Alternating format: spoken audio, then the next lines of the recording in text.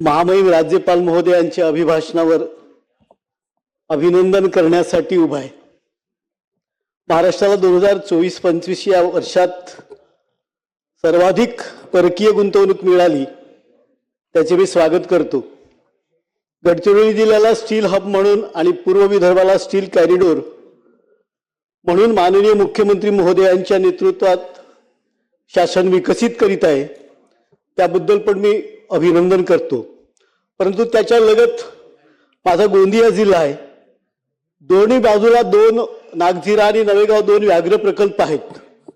प्रचंड मोठी बेरोजगारी आहे, इको सेन्सिटिव्ह झोन 95% गाव आहेत आणि या ठिकाणी एक ह्या स्टील उद्योगाला लागून जर एक स्टील प्रोसेसिंग युनिट, कारण 100 एकर जागा दिल्यानंतर तिथं स्टील प्रोसेसिंग युनिट आजूबाजूच्या भागामध्ये होत आहेत, तर माझे अर्जुनी मोरगाव या ठिकाणी जर दिला तर त्याचा प्रचंड मोठा फायदा त्या ठिकाणी होईल, ही विनंती आपल्या माध्यमातून करतो।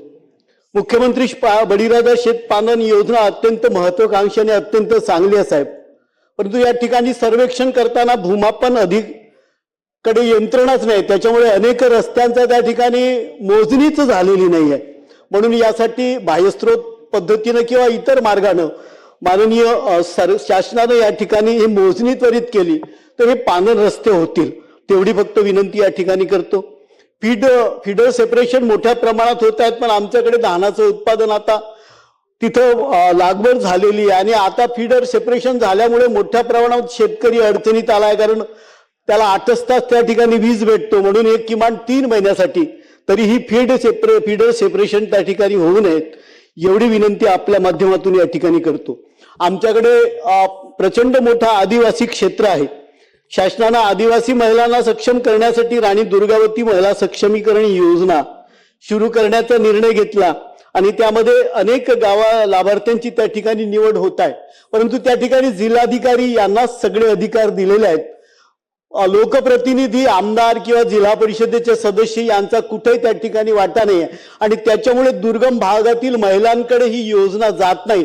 माझी विनंती असेल की किमान माननीय पालकमंत्री महोदयांच्या अध्यक्षतेखाली जर आमदारांची जर एखादी समिती बनवली तर त्या गावांचा आढावा घेता येईल आणि व्यक्तिगत लाभाच्या विशेषत्वाने ज्या योजना आहेत त्या योजना त्या ठिकाणी पोहोचतील, म्हणून अशी त्या ठिकाणी समिती गठीत करावी, एवढी विनंती या ठिकाणी करतो साहेब।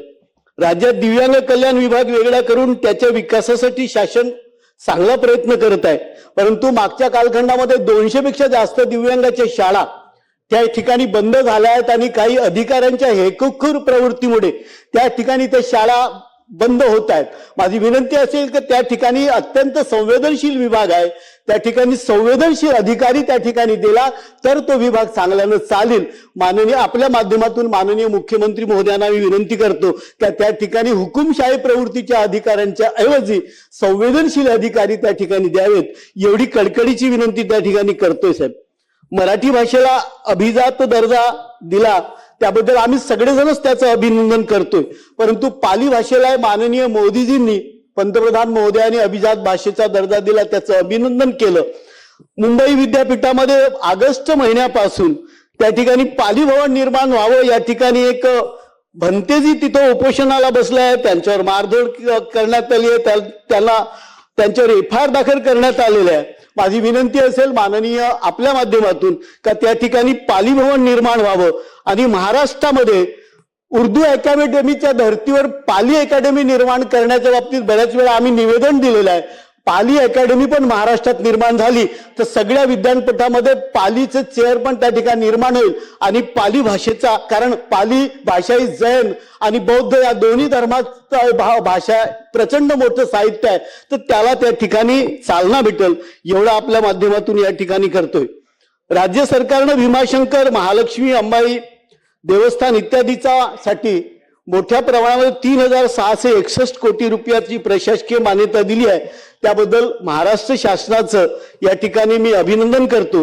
परंतु एक विनंती मी आपल्या माध्यमातून करतो की भगवान बुद्धाच्या पदस्पर्शाने पावन झालेले नाला सोपारा हे प्राचीन बौद्ध स्तूप महाराष्ट्रामध्ये आणि ते पण मुंबईच्या जवळ आहे आणि त्यासाठी मुख्य सचिव तत्कालीन मुख्य सचिव रत्नाकर गायकवाड साहेब यांनी 19 मार्च 2011 मंत्रालयात बैठक घेतली होती. त्यांनी सलग 9 बैठका घेतल्या आणि त्याला 5 कोटी रुपये मंजूर केले होते. आतापर्यंत ते पैसेच अजून सरकारनं दिले नाहीत आणि त्याचा विकासच झाला नाही. मागच्या अनेक वर्षापासूनचा हा विषय तसाच प्रलंबी आहे.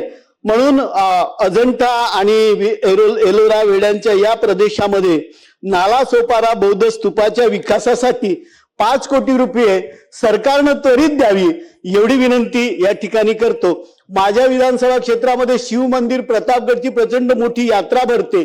त्या ठिकाणी शिव मंदिर आणि हारुणी दर्गा असे सर्व धर्माचं त्या ठिकाणी तीर्थक्षेत्र आहे. तर त्याला पण ब वर्गाचा त्याला दर्जा द्यावा एवढी विनंती करतो. महाराष्ट्र हे अत्यंत प्राचीन बौद्ध धर्माचे केंद्र आहे.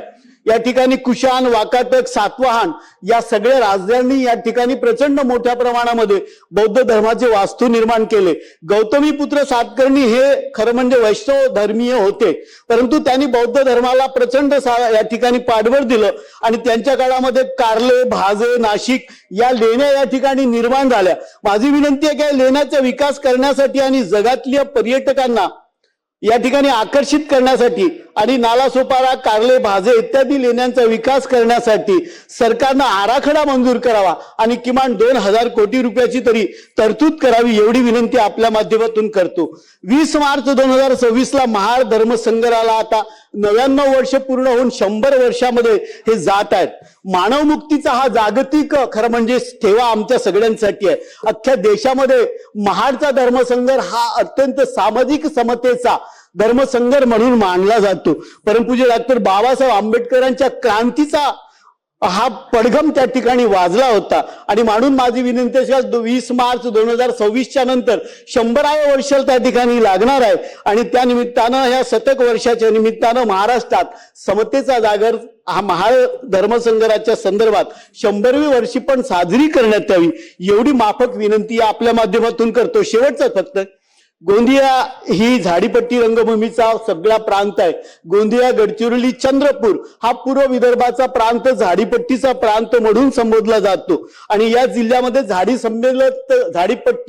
झाडी बोली भाषा ही वेगळी बोली भाषा आहे.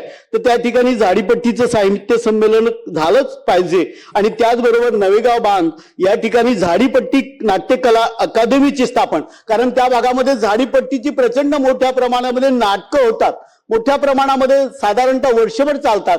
म्हणून त्या ठिकाणी झाडीपट्टी नाट्य कला अकादमीची स्थापना व्हावी एवढी विनंती आपल्या माध्यमातून करतो आणि माननीय राज्यपाल महोदयांच्या अभिभाषणावर मी माझा अभिनंदन प्रस्ताव या ठिकाणी मांडतो. धन्यवाद.